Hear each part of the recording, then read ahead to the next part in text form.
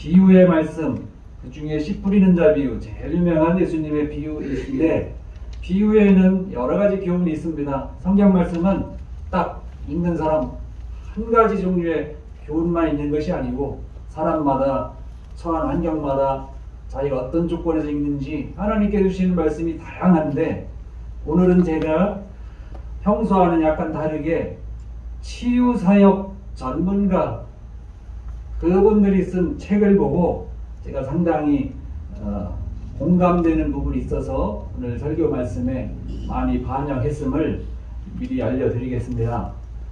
하루는 어떤 가게에 동네 불량배들이 몇 명이 쳐들어와서 주인을 해롱하고 협박하고 또 장사해서 모은 돈을 자기들 제 돈처럼 집어가고 그렇게 장난질을 합니다.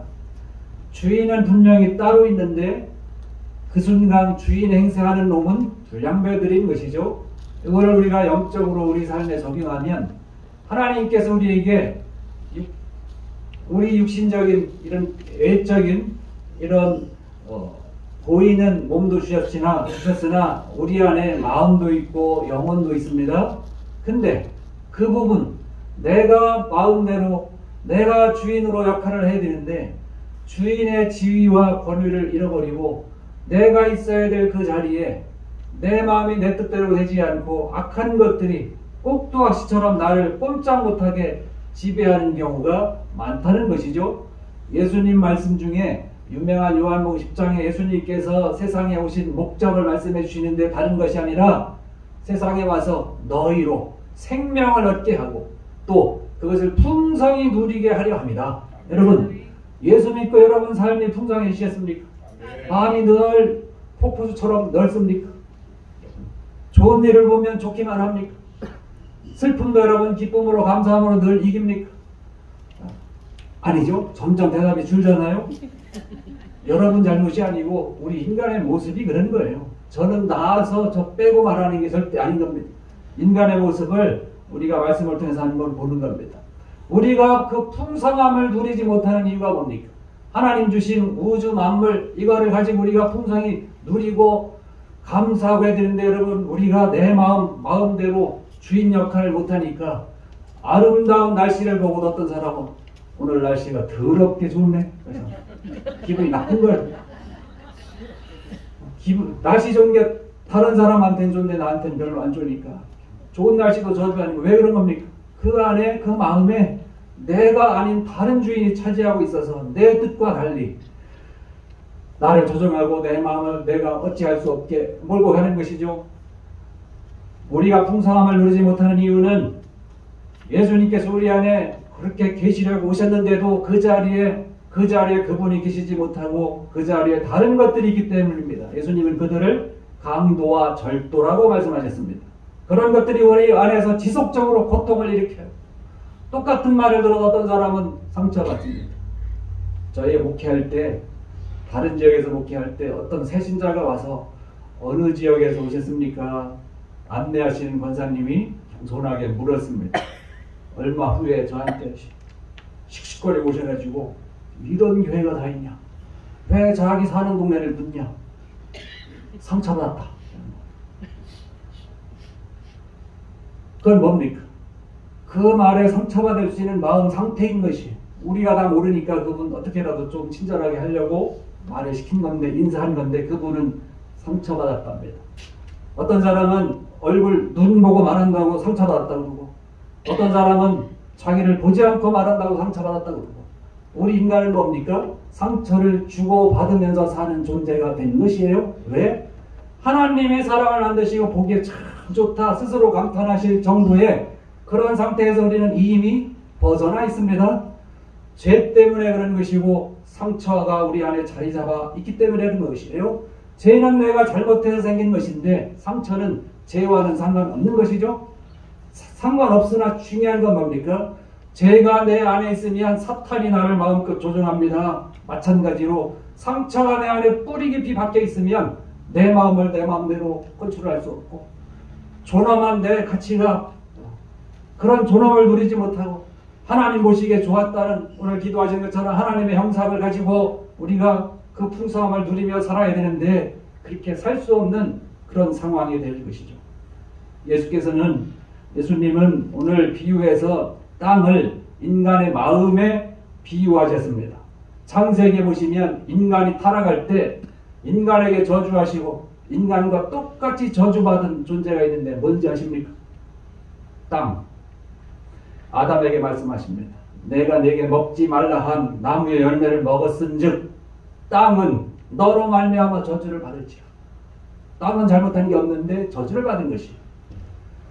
그래서 예수님도 오늘 비유에 땅, 농사지는 이야기, 씨 뿌리는 이야기 하시면서 우리 마음에 연결해서 가르쳐 주십니다.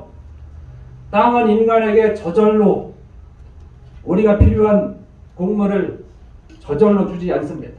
거름 주고 빚 메고 열심히 1년 내내 땀 흘려 갖고야 그래야 기대할 수 있는 것이죠.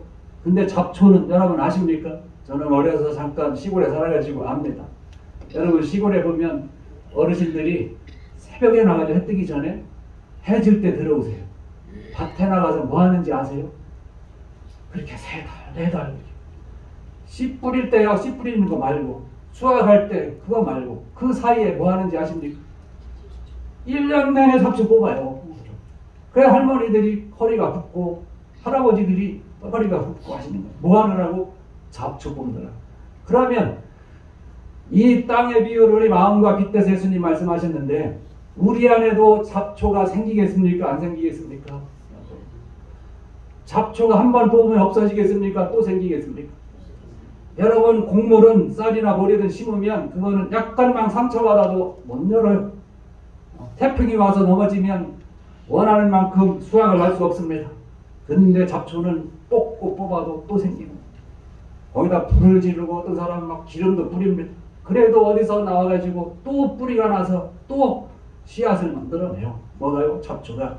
우리 마음 안에도 잡초가 있겠습니까? 없겠습니까? 심지 않았는데 내가 원하지 않는데 있겠죠?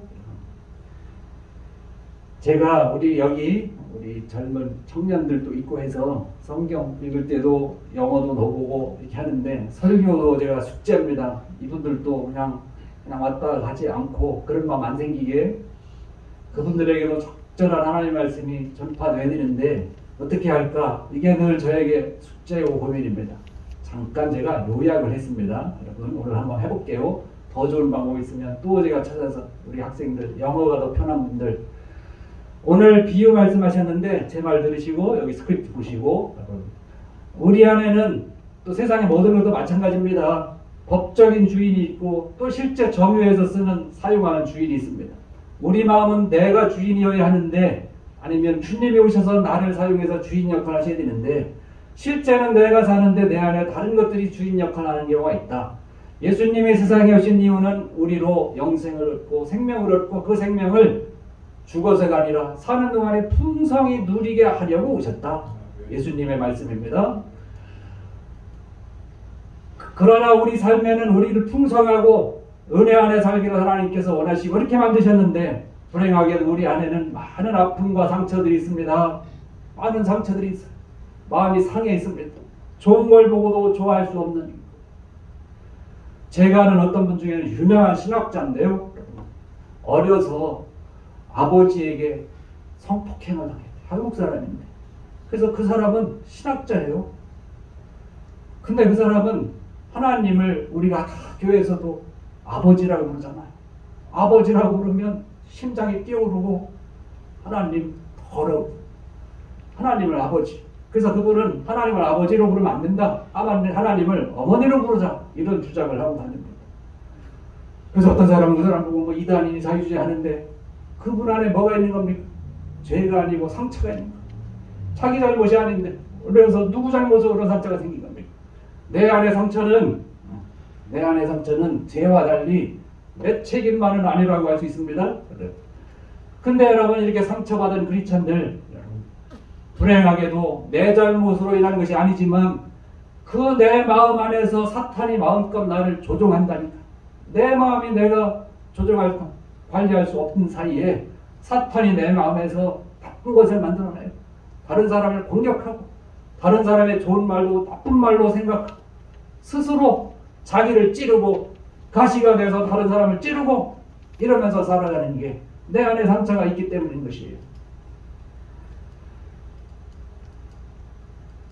우리가 살다 보면 상처받은 사람들 많이 만납니다. 근데 이런 상처는 없애야 되겠죠. 죄를 회개하면 하나님께서 용서하십니다. 상처는 어떻게 하겠습니까? 상처는 우리가 제거해야 되는데 어떻게 제거할 수 있겠습니까? 치유해야 되겠죠. 어떻게 하겠습니까? 여러 가지 방법 중에 오늘 제가 말씀드리는 것은 하나님 앞에 그 상처를 대어놓고 우리 구약 성경의 말씀으로 토설한 말이 있습니다. 토설. 내가 있는 거를 상처니까 꽁꽁 싸매고 감추고 없는 것처럼 속이고 아픈데도 건강한 것처럼 그거 사람한테 이렇게 해야 되겠죠. 내 약한 모습 보이면 안 되잖아요. 무시하잖아요. 내 아프다 그러면 내가 이거 약하다 그러면 나 좀 없다 그러면 사람들이 더 무시합니다. 도와주는 게 아니고. 그러나 하나님 앞에는 이 모든 아픔을 내어놓으시라는 것입니다. 토설한다 그랬습니다. 하나님 앞에 pouring out 하시라는 것이죠. 좋은 믿음의 사람은 뭡니까?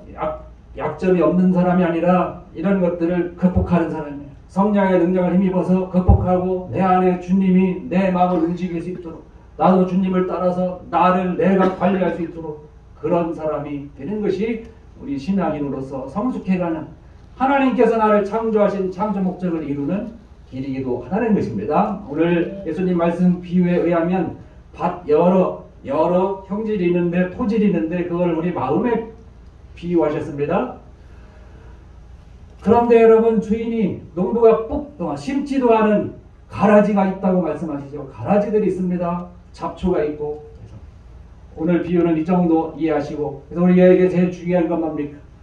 성령이 내 안에 오셔서 주인이 그 밭을 관리하듯 성령이 내 안에 오셔서 내 마음밭의 주인이신 성령님이 그 주인 역할을 하시는 것이에요. 오늘 제가 이전에 어떤 분에게 들은 우리 목사님도 잘 아시는 분인데 제가 이름 빼고 말하겠습니다.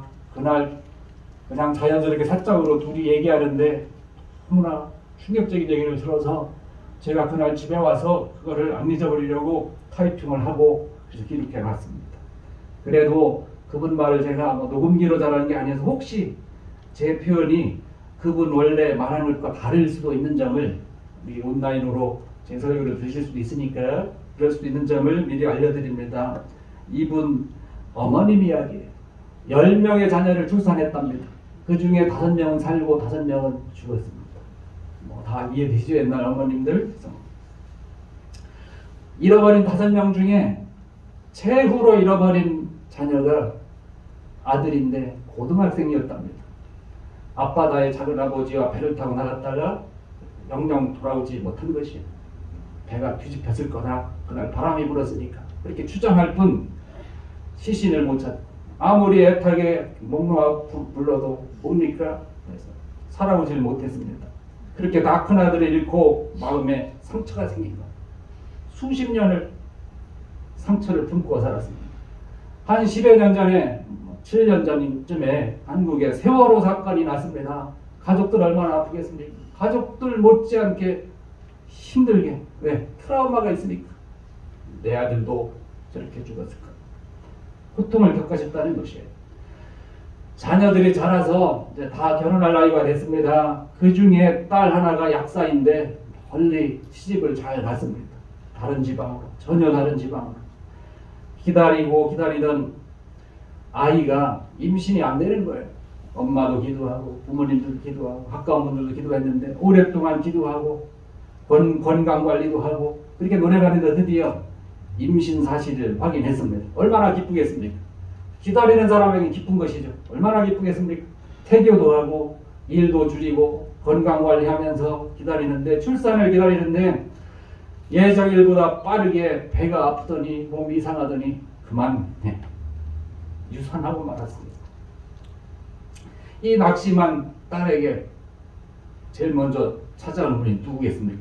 엄마. 엄마가 먼 길을 찾아가셨습니다. 어머니는 온갖 정성으로 좋은 음식을 만들고 딸의 회복을 위해 애를 쓰셨습니다. 근데 딸은 엄마가 만든 음식 쳐다도 보지 않고 당연히 먹지도 않고 방에 넣어주면 그대로 있는 것이. 그리고 방에서 나오지도 않고 하루 종일 대성통곡을 하는데 이틀이 지나고 사흘이 지나고 이제는 됐겠지, 이제는 좀 그만하겠지 싶은데 딸이 울음을 그치지 않습니다. 엄마가 기다리는데 일주일을 지나더니 9일째 되는 날, 친정어머니도 딸이 울 때 옆에서 함께 울지 않았겠습니까? 대성통곡할 때 가슴을 치지 않았겠습니까? 그렇게 비통함을 속으로 사귀고 딸이 혹시라도 상처받을까, 엄마인 나도 상처를 많이 받았는데 딸이 상처받을까봐 극도로 조심하면서 딸이 속히 건강 회복되기를, 안정을 찾기를 기대하던 어머니가 드디어 9일째 되는 날 폭발하셨습니다. 제가 그때 이렇게 적은 걸 그분이 말씀하십니다. 이년아, 해도 너무한다. 내가 가슴 아픈 거 엄마로서 얼마나 견디기 힘든지 잘 안다. 그런데 지금 엄마 앞에서 뭐하는 짓이냐.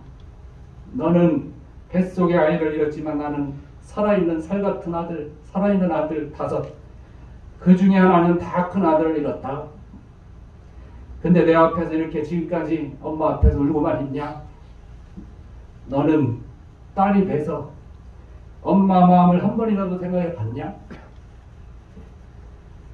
이게 억눌러온 아픈 상처가 살아납니다. 가슴을 후벼 파는 것이.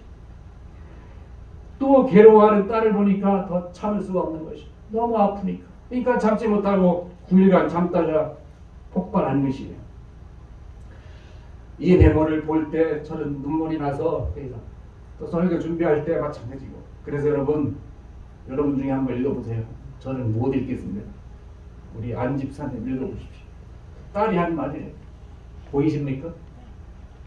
엄마 맞아, 나도 아파. 천천히. 엄마 맞아, 나도 아파. 나도 힘들어. 그런데 내가 내 아이 잃어서만 이러는 게 아니야.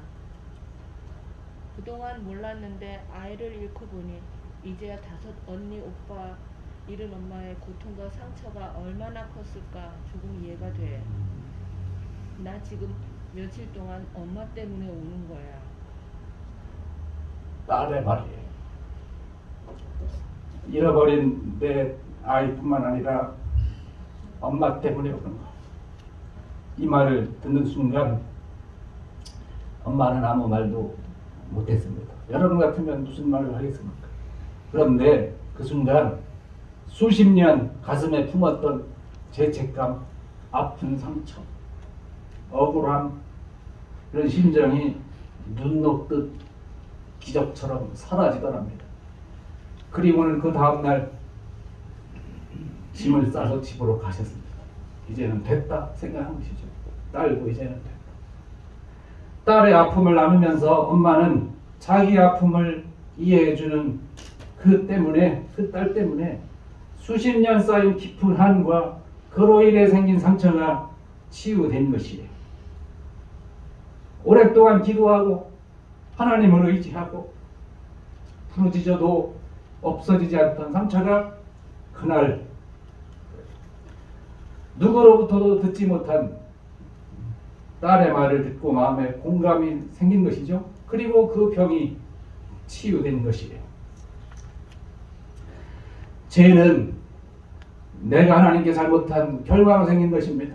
상처는 그것과 상관없이 다른 사람과 같이 부대끼며 살아야 되니까 살아가는 과정에 생기는 것이 내 의지와 상관없습니다. 근데도 영향은 똑같아요. 나를 괴롭히고 사탄이 내 마음을 유린하고 상처가 깊어지면 내가 하나님의 거룩한 백성으로 자녀로서의 권위를 다 잃어버리고 그렇게 살 수 없는 것이에요. 억울하잖아요. 죄는 내가 잘못했으니까 하나님께서 열어가시는 거지만 상처는 하나님 앞에 죄도 아니고 순전히 내가 잘못한 것만도 아니고 그럼에도 불구하고 그 영향은 똑같다는 것이에요. 그러니까 무서운 것인데 죄는 회개하여 씻음 받는데 상처는 어떻게 치유할 수 있습니까? 우리 마음에 자리 잡고 있는 상처는 여러분 마치 쓰레기통을 놔두면 벌레들이 오잖아요. 쫓아낸다고 없어집니까? 사람들 피해서 또 오고 달려들고 더 많이 데리고 오고 이렇게 하죠. 내 안의 상처는 내가 숨긴다고 어느 날 내가 이겨야지 한다고 없어지지 않습니다. 그것이 내 안에서 짙은 그림자를 만들어내고 나를 지배하고 영적인 평안과 능력을 앗아가고 그 사이에 없어야 될 두려움과 의심, 불신, 불평, 불안, 우울감, 질투 이런 감정으로 남아서 자신을 갉아먹는 것입니다. 자신을 해치고 하나님과의 관계는 물론 이웃과의 관계도 해치는. 여러분, 인간에게는 감정이 있잖아요. 좋은 감정은 나중에 추억으로 남는 것이, 나쁜 감정은 뭡니까? 상처로 남는 것이에요. 오늘 읽은 비유에서 우리가 그런 것들을 찾아야 되는 겁니다. 길가와 같은 땅이 있습니다. 뭡니까? 평생을 살아오면서 사람들에게 우리가 얼마나 많이 짓밟히고 살아왔습니까? 우리 한국은 더 그랬습니다. 전쟁도 겪고 일제시대도 겪고 나라가 약하다고 얼마나 짓밟히며 살아왔습니까? 나이가 어리다고 무시하죠. 우리 한국 사람은 문화가 그렇습니다. 어린 것이야. 어른이 틀릴만 하는데도 어린아이가 뭐라 그러면 어린 것이, 어린 거하고 뭔 상관이 있습니까? 옳고 그런 것이. 근데 이렇게 무시당하고 억눌려요. 여자라는 이유로 참아야 했던 일이 얼마나 많습니까? 여러분, 여기 권사님 정도 되시는 연배의 어르신들, 가난하고 못 배웠다고 당하는 서름이 이만저만이 아닙니다. 어려서는 어른들에게 구박당하고, 자라면서는 친구들에게 따돌림 당하고, 성인이 돼서는 나보다 잘난 놈들이 나를 무시하고 그렇게 하죠. 결혼해서는 괜찮을 게 했는데 결혼해서도 상대방에게 상처를 많이 받고 살까. 누구에게 제일 많이 상처 받습니까, 여러분? 행복하라고 모자라는 나 채워달라고 이렇게 결혼했는데 그 사람에게서 내가 상처를 많이 받아요. 거꾸로 말하면 그 사람의 상처는 누구로부터 많이 왔겠습니까? 교회 떠난 많은 분들이 있습니다. 그런 분들 물어보면 교회에서 상처받았다는 거예요. 옛날 조사한 거 제가 기억납니다. 숫자 97%가 교회에서 상처받아서 나 떠났다. 이렇게 우리가 서로 상처를 주고 받고 삽니다. 그래서 마음이 굳어질 때는 굳어지는 것이에요. 마치 길처럼 밭인데 사람들이 많이 지나가니까 길처럼 됐습니다. 거기에 씨를 뿌리면 어떻게 되겠습니까? 씨를 뿌리면 새들이 와서 집어간다는 것이에요. 그러니까 열매 맺을 수 없죠. 뿌리도 안 잡히는데 어떻게 되겠습니까? 이렇게 우리도 마음이 굳어지면 다른 사람을 신뢰하지 못하고 신뢰하지 못하는 것이 우리의 습관이 되면 하나님의 말씀도 신뢰할 수가 없는 것이에요. 아까 말씀드렸습니다. 세계적으로 유명한 신학자예요. 아버지에게 그렇게 못된 일을 당하고 성경에 하나님을 아버지라고 하는 게 얼마나 많습니까? 성경을 어머니라고 하는 데가 어디 있습니까? 근데도 그렇게 많은 아버지 볼 때마다 안에서 불꽃 같은 큰 감정이 나오는 거지. 누구 잘못입니까? 이 사람 잘못 아니잖아요. 근데 상처는 내 안에서 누구를 괴롭힙니까? 이 상처가 그 못된 짓 한 아버지 안 괴롭혀요. 누구 괴롭힙니까? 자기를 괴롭히고 하나님을 믿지 못하게. 아버지 같은 모습이 성경에 많이 소개되잖아요. 그 아버지 같은 모습이 다 더러운 마귀처럼 들린다니 그분은 얼마나 고통스럽겠어요? 그 말씀을 받아들일 수가 없죠? 무엇 때문에 그렇다는 겁니까? 상처 때문에. 그러니까 이런 사람들은 길가처럼 굳어진 밭 같은 마음 가진 사람들은 자기 고집대로 자기 방식대로, 그래서 고집도 세고 말씀을 듣고도 자기 고집이 있으니까 믿기 싫으면 안 믿고. 여러분, 인간의 마음이, 저는 전문가도 아닌데 인간의 마음이 이렇게 제가 아는 것 좀 가지고 어떻게 다 설명될 수 있겠습니까? 그런 면도 있다는 점을 말씀드리고, 우리가 성경을 읽고 묵상하고 적용하는 건데 이렇게 한번 묵상해 보시고 나를 한번 보면 좋겠다, 그런 의도로 전하는 말씀입니다. 돌밭 같은 것도 있답니다. 땅이 얇기 때문에, 흙이 얇기 때문에, 밑에는 바위가 숨겨졌기 때문에 씨앗이 자라도 얼마 후에 뿌리가 깊이 내릴 수 없으니까 말라 죽겠죠. 그건 뭡니까? 이런 마음 뭡니까? 우리 안에 감추어진, 여러분, 자기가 자기를 제일 잘할 것 같죠? 천만의 말씀입니다. 자기가 자기를 다 몰라요. 결혼하면 많이 놀라요. 뭔지 아세요? 결혼하면 막 화나고 싸우고 하는 일이, 내가 발견하지 못한 내 모습을 상대방이 말하면 싸움이 나요. 이렇게 지적하면 지적한다고. 그게 자기가 알지 못하던 모습인 것이에요. 자기가 모르는 부분이 많다는 것이에요. 돌밭도 마찬가지입니다. 다른 사람도 모르지만 자기도 모르는 자기 안에 아픈 상처와 약점들이 있습니다. 어려서부터 자기도 모를 때 받은 상처가 있을 수도 있고, 열악한 환경에서 자라면서 자기도 모르는 사이에 형성된 컴플렉스도 있을 수 있죠. 가시떨기와 같은 마음은 뭡니까? 이 부분을 조금 더 생각하고 맞춰요. 여러분, 우리 장로님 한 분이 요즘에 병아리가 자라서 이제 알 낳는 거 너무 신기하고 좋으니까 이렇게 올리시고 알려주시잖아요. 이렇게 계란이 예쁩니까? 뭐 그린 컬러도 있고 뭐 핑크도 있고 그러더라고요. 근데 여러분, 이렇게 닭들이 사이좋게 지내면 되는데 어떤 집은 닭들이 어느 날 그 다음날 아침에 가보면 죽어 있어요. 아니면 피 흘리고 있든지 지네끼리 쪼아가지고. 닭들도 그 사이에 뭔 스트레스가 있으면 그렇게 공격하는 거예요. 우리말로 하면 상처가 있다는 것이, 스트레스가 있다는 것이, 뭔가 부족해서. 강아지 여러 키우는 집이 있더라고요. TV에 요즘 보면 그런 프로를 많이 하잖아요. 막 서너 마리 키우는데 그 중에 한 놈은 물어뜯고 주인 눈만 피해서 막 주인 쳐다보지 않으면 어느 생에 가서 물어뜯고 다른 동료 물어뜯고 이렇게 해요. 그 강아지가 문제가 있어서 이러는 것이겠죠. 이런 모습이 우리 안에 저는 언뜻 보여요. 교회 안에도.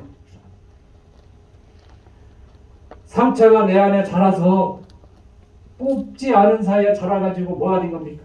가시를 내요. 가시. 여러분 이름 들으면 유명한 가수가 있습니다.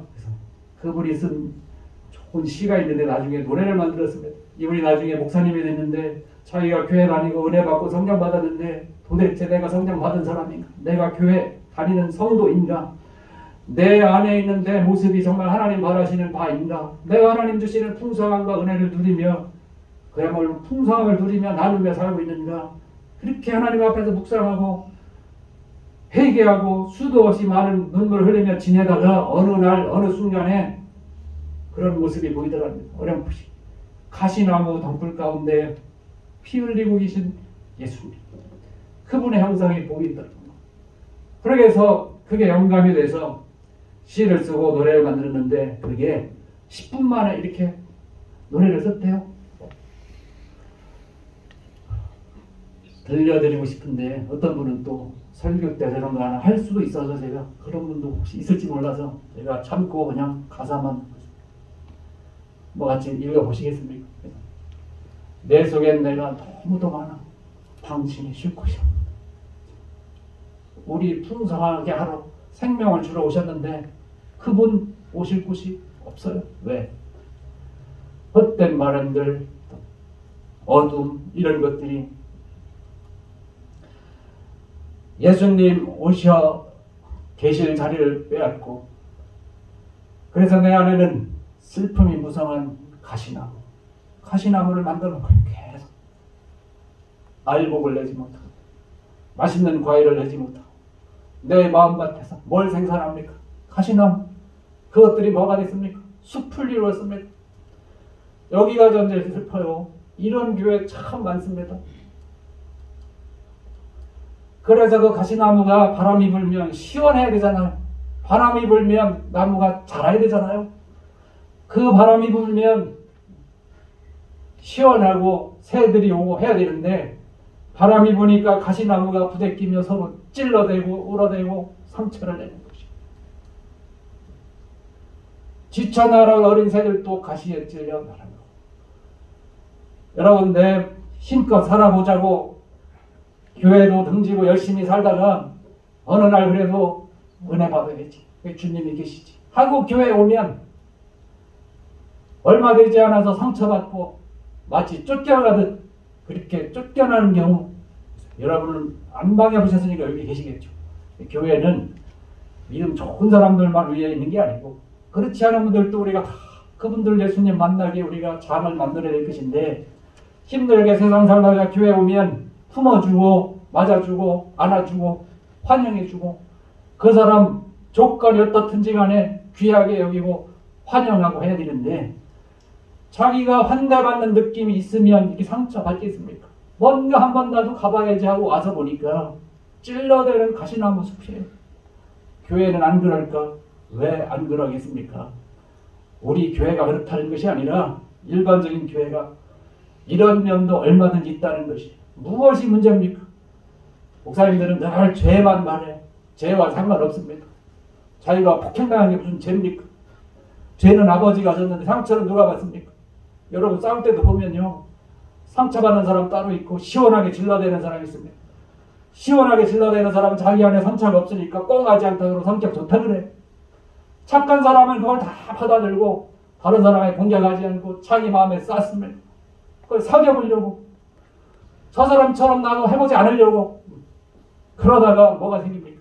내 안에 병이 생기고 탈진이 생기고. 예수님은 그런 사람들을 품어주시는 거예요. 우리도 그런 걸 배워서 우리도 그런 역할을 해야 되는데, 그래서 유명한 책이 있습니다. 우리는 누구냐? 우리 성도들을 일컬어서 우리는 치유자인데, 어떤 치유자냐? 건강한 치유자가 아니라 상처를 받아봤기 때문에 상처받은 사람은 아닌 것이. 아까 제가 말한 그분 딸이 그런 일을 겪어봤기 때문에 비로소 30년 동안 몰랐던 어머니 마음을 알게 됩니다. 근데 치유자가 됐습니다. 상처를 받고 나니까 상처를 알게 되는 것입니다. 여러분, 나폴레옹은 유럽을 제패했습니다. 어마어마한 힘과 권력이 있습니다. 근데 그분이 말했습니다. 내 생에 행복한 날은 6일밖에 없었다. 6일밖에 자기는 행복한 적이 없었다. 세상을 다 호령하는 정복한 사람입니다. 우리가 잘 아는 앞 못 보는 헬렌 켈러라는 분 계십니다. 그분은 이렇게 말했습니다. 나는 내 생애에 행복하지 않은 날이 하루도 없었다. 행복이 어디 있습니까? 불행 판단이 어디에 근거하는 겁니까? 내 마음이 중요한 것이. 내 마음을 사탄이나 악한 것들, 아니면 내가 주인 아니고 그 자리를 뺏기고 다른 것들에 신념으로 타면서 이렇게 지배권을 내주고 가난하게 살아야 될 것인지, 아니면 우리 마음에 누구의 관리를 받으며 풍성함을 누리며 살 것인지, 오늘 여러분이 이미 읽으신 말씀을 가지고 한 번 더 묵상할 수 있도록 제가 오늘 말씀을 전했습니다. 우리 다 같이 기도하십니다. 오늘 이 시간 기도하실 때는 조용한 마음으로 들으신 말씀 중에 생각나시는 부분 있으시면 그 말씀 붙들고, 들으신 말씀 중에 공감되는 부분이 있으면 그 말씀 붙들고 함께 조용히 잠깐 기도하는 시간 같습니다. 다 같이 기도하십니다.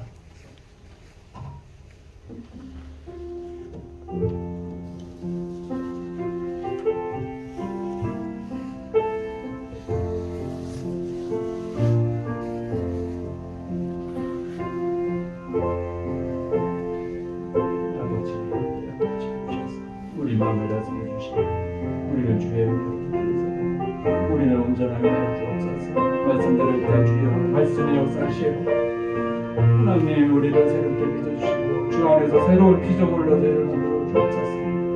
육체가 약한 분들이 있습니다. 말씀 가운데 힘을 주시어 강건하게 하옵시고 하나님 우리 마음의 병들 주여 치유하시고 온전케 하옵시고